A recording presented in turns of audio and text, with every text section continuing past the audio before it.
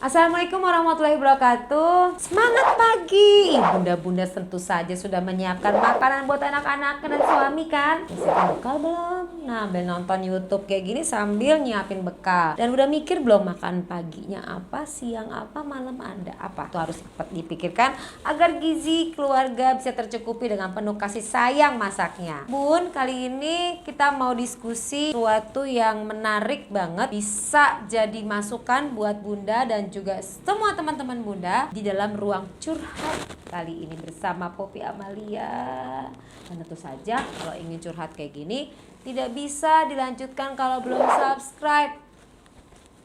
Aku tunggu bun, subscribe di bawah, like, subscribe di bawah.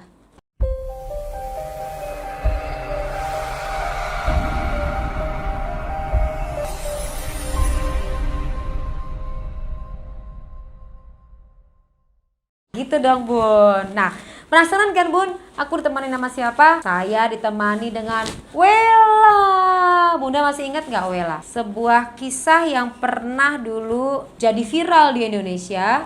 Bagaimana ada seorang individu dinyatakan mengalami split disorder, di mana kepribadiannya tidak hanya memiliki satu kepribadian tapi memiliki 9 kepribadian. Nah, bahkan Wela terakhir bersama saya itu sampai 10 kepribadian. Setelah itu Wela bertemu dengan saya di belakang layar, artinya tidak dalam tayangan syuting apapun. Kemudian saya memberikan penugasan buat Wela untuk ditugaskan menyelesaikan luka batin yang terjadi di waktu lalu. Apa yang saya berikan adalah terapi menulis, dia menceritakan kisah-kisahnya dalam bentuk tulisan. Dan memang banyak sih pertanyaan kepada saya, kok bisa sih mbak kamu menceritakan kisah orang tersebut, dimana kamu psikolog kan kamu mestinya nggak membongkar kasus-kasus orang tersebut atau kisahnya dinaikkan ke atas. Nah, ini buat para bunda tahu bahwa kisah tersebut diangkat tentu saja sudah melalui sebuah proses di mana Wela sendiri yang bersedia untuk diceritakan kisahnya, bukan untuk hal apapun, tapi Wela ingin berbagi cerita agar orang lain tidak mengalami peristiwa seperti yang Wela alami. Karena di waktu kecil Wela mengalami sebuah traumatik khusus ya. Jadi mengakibatkan dirinya di waktu itu mengalami split kepribadiannya. Tapi alhamdulillah setelah diberikan terapi, Wela menjadi the new Wela dan mengalami progres yang luar biasa. Kamu lihat deh nanti YouTube-nya di mana Wela mengatakan this is new Wela, untuk bisa berubah menjadi posisi saat ini. Tapi kangen banget dengan Wela. Nah, sekarang Wela berada di sebelah saya. Anaknya gitu, terus dia seret biar mau jalan gitu. Diseret apa ya diseret? Tangannya diseret okay. gitu. Terus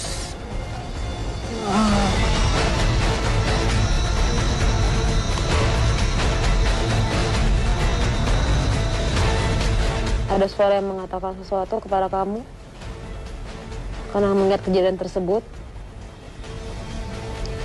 Kemarahan kamu munculkan kemarahan kamu kepada peristiwa itu.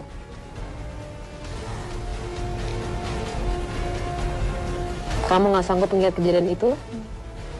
Kamu marah sama kejadian itu. dia cantik banget ya, tapi bawel ngomong terus. Sekarang siapa kamu nih? Siapa saya? Ya.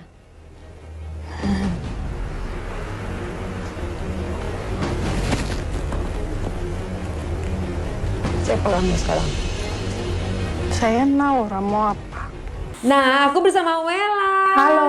Hai Wela, apa kabar? Halo, absolutely fine. Fine dong kan, dari ekspresi wajahnya Wela udah absolutely fine. Bun, lihat dong dia gimana nggak fine ketemu sama aku. Dia sudah lay down seperti ini, Welanya sudah tiduran seperti ini dan tidak tidur di tempat tidur ya. Aku tidak ketemu sama Wela dalam tempat tidur dan saya juga perempuan dan Wela juga perempuan. Jadinya kita aman kalau sampai saya menyentuh tangannya seperti ini karena memang tidak melanggar apapun gitu. Walaupun sebenarnya ada beberapa penjelasan disampaikan tidak menyentuh bagian tubuh daripada klien. Nah, di sini Wela akan menceritakan sebuah cerita ketakutannya saat ini. Tapi sebelum membahas ketakutannya saat ini berkaitan nama yang lagi viral, kita tanya dulu sama Wela. Wela, perasaan kamu seperti apa sih saat ini? Aku lagi excited, tapi ada beberapa yang agak panik ya, bikin panik. Jadi semacam kayak paranoid gitu sama isu yang sedang berkembang hari ini. Bahwa ada 2 warga Indonesia yang teridentifikasi coronavirus dan sekarang dirawat di RSPI Sulianti Saroso. Nah itu menyebabkan saya paranoid sendiri gitu. Jadi semalam saya langsung hunting di salah satu tempat belanja online gitu untuk cari masker dan segala macamnya. Dan kayaknya saya tuh mudah teragitasi meskipun berita ini masih katanya, tapi karena mungkin kondisi saya yang mungkin sedang excited parah gitu, jadi akhirnya agitasi itu gampang masuk gitu. Karena mungkin, kamu ya. tadi lagi merasa dalam kondisi yang begitu excited terhadap sebuah peristiwa ya. Iya. Apalagi fokus kamu di sini adalah berkaitan sama corona. Apa yang kamu takutkan mengenai corona? Karena corona itu menurut saya bisa masuk kepada tubuh yang ketika sistem imunnya menurun. Yes. Ya, dan kondisinya akhir-akhir ini sedang banjir di mana-mana, nggak terkecuali di daerah rumah saya. Nah, ketika banjir ini otomatis beberapa kegiatan perekonomian itu agak menurun ya, kayak makanan, sayuran dan segala macamnya. Nah, ketika tidak dapat asupan makanan yang bergizi, saya takut sistem imun saya menurun dan virus ini bisa tersebar di mana-mana gitu, kita nggak tahu. Nah, bisa jadi tiba-tiba saya kemana, saya juga nggak lihat orang itu batuknya hanya batuk atau hanya bersin biasa gitu kan, tapi tiba-tiba terkontak dengan saya gitu. Oke, itu ketakutannya ya. Iya. Makanya kamu merasa tidak nyaman dan berada di kondisi itu. Nah, tapi kalau kamu pahami sekali bahwa virus itu kalau dipreventifkan dengan imunitas yang baik itu tidak akan terserang. Karena kan ada penjelasan dari Menteri Kesehatan yang menyatakan bahwa ada sebuah kapal yang isi 188 orang, 8 orangnya teridentifikasi mengalami corona, tapi mereka tinggal selama berhari-hari di sebuah kapal tersebut tidak terkena virus corona tersebut. Itu membuat kita confirm bahwa tinggal bersama di dalam lingkungan yang corona sekalipun, kalau imunitasnya baik itu nggak akan mengalami kondisi itu. Nah, imunitas itu bisa terjadi turun rendah karena fisik. Ya, fisik misalnya kita lelah, capek, bisa dipahami kalau misalnya banjir tadi. Kemudian pada saat kamu merasa khawatir dan cemas, biasanya apa yang kamu lakukan? Kamu pergi kemana? Ya aku harusnya telepon Mbak Popi, tapi kadang-kadang pada saat itu kan Mbak Popi sedang sedang ngisi kelas atau sibuk, sehingga aku akhirnya bisa mungkin cari alternatif lain ke psikiater atau ke psikolog yang lain. Cuman aku akhir-akhir ini lagi ada ketakutan. Takutan apa lagi nih, Wel? Aku tuh takut ini Mbak, jadi ketemu sama entah itu psikolog atau itu terapis gitu kan, aku nggak tahu, tapi kan dalam kondisi yang seperti itu aku pasti nyari orang ahli dengan cepat gitu kan. Dan ketika Mbak Popi pada saat itu masih belum bisa menangani saya, artinya saya mencari orang lain yang mungkin bisa menangani pada saat itu. Nah, aku tuh lagi takut karena banyak entah itu terapis atau psikolog yang kemudian kabarnya dia sampai melakukan pelecehan seksual gitu. Jadi aku itu di kepalaku tuh kayak akhirnya terngiang-ngiang gitu. Terus aku agak-agak jadi mau nyari psikolog, jadinya aku kayak narik diri gitu. Ya, dan ini menjadi pemikiran buat kamu ya, kecemasan sendiri. Jadi pada saat kamu datang ke seorang terapis atau psikolog, perasaan kamu tuh seperti apa? Kamu pasti membutuhkan bantuan kan? Ya antara membutuhkan, tapi ada takut sesuatu yang terjadi gitu. Kecuali ke Mbak Popi karena aku sudah kenal dari beberapa tahun gitu kan, akhirnya udah sering ikut terapi, ya aku percaya gitu. Tapi kalau kemudian ini memang diperlukan saat yang mendesak, terus kemudian pada saat itu saya nggak berhasil menghubungi Mbak Popi atau bagaimana, berarti kan saya harus mencari alternatif lain gitu. Nah itu yang kemudian antara saya butuh tapi saya takut gitu. Nah biasanya nih Wel, kita menceritakan tentang masalah ketakutan. Tadi corona udah ya, nanti ketakutan corona kamu akan diterapi gitu kan, sehingga kamu nanti begitu keluar dari ruangan ruangan apa sih namanya, lupa namanya tadi, ruangan curhat, Nanti begitu kamu keluar dari ruangan curhat ini, kamu udah merasa lebih fresh dan nyaman gitu kan. Untuk corona.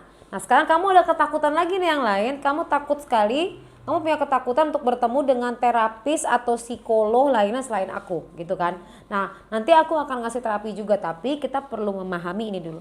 Gini, pada saat kamu mencari seorang psikolog atau manusia mencari psikolog, itu posisinya dia berada di level apa tuh? Kalau dari 0 ke 10 dia level apa tuh dia? Ya level apa ya?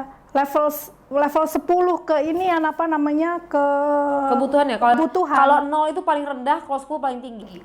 Paling tinggi lah, 10 paling tinggi, paling mendesak. Artinya bahwa saya butuh bantuan. Paling tinggi berarti butuh sekali ya. Nah, pada saat orang butuh sekali kemudian dia diminta. Jadi pada saat dia mencari seseorang yang dibutuhkan nih banget gitu, karena dia perlu segera menyelesaikan masalah yang ada di pikirannya dan di perasaannya gitu kan.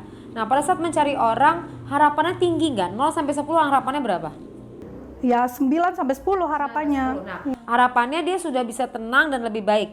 Nah, pada saat dia ketemu dengan figur orang yang dia anggap bisa memberikan pertolongan, tapi nggak taunya disuruh tindakan atau perilaku yang aneh-aneh, biasanya orang tersebut mau ngelakuin nggak kalau misalnya dia berada di posisi yang butuh banget?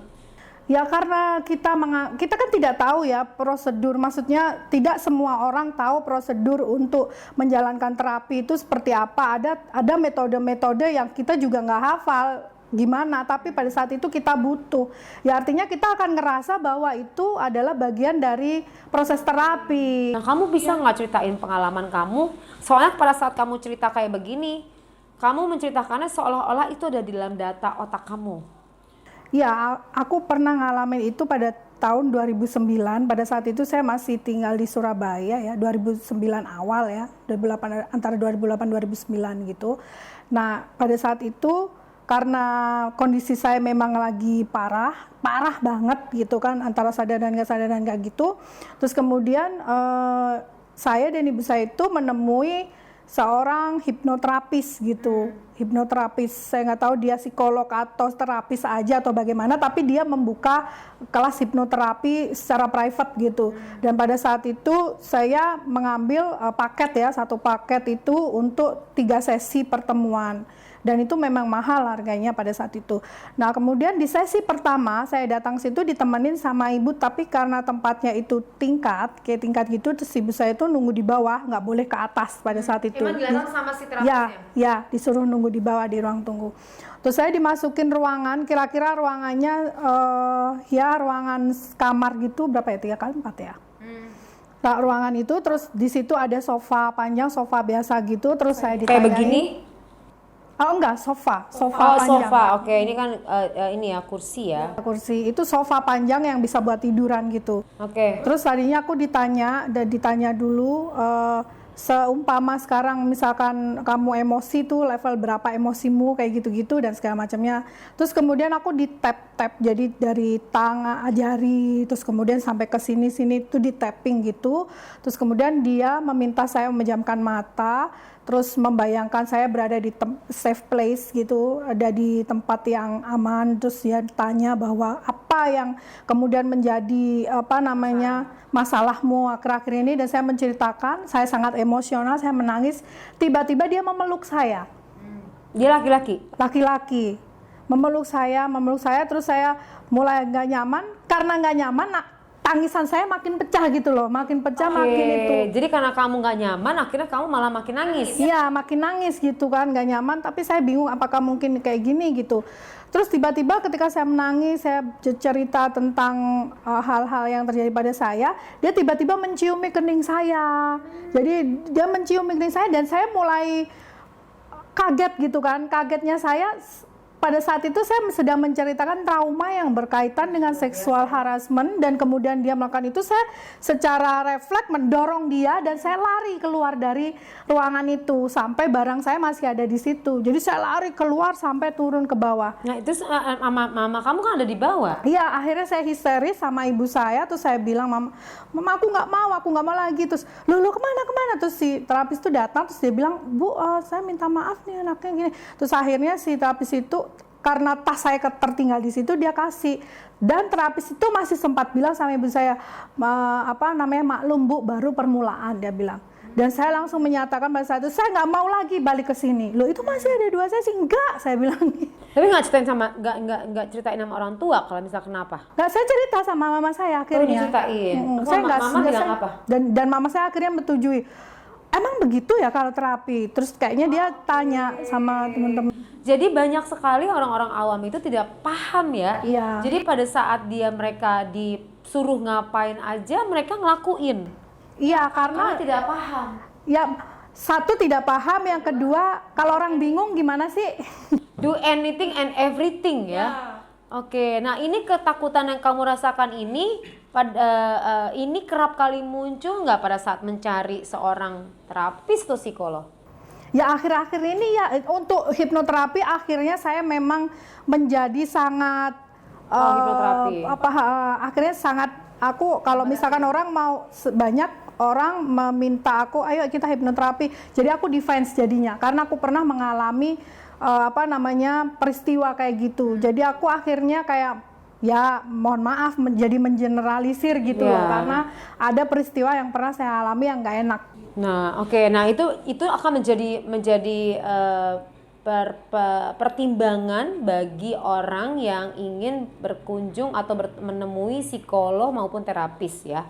Di mana mereka berangkat dari posisi yang butuh sekali. Pada saat manusia itu butuh sekali, itu emosinya lagi nggak stabil dan pikiran bawah sadarnya yang bermain. Sehingga apapun ketemu dengan figur otoritas, dia akan melakukan apapun. Nah, melakukan apapun termasuk sampai dipeluk, dicium, bahkan ada beberapa kasus yang kita lihat yang sekarang ini ada sampai dilecehkan ya. Dia ada sexual harassment ya, harassment terhadap perempuan-perempuan yang mendapatkan treatment seperti itu. Jadi kondisi ini tentu tidak mudah, yang perlu dikasih terapi. Saya akan segera melakukan untuk terapi buat Wela terhadap beberapa ketakutannya dan beberapa trauma yang ia alami gitu loh. Nah, seperti apa sih sesi terapinya?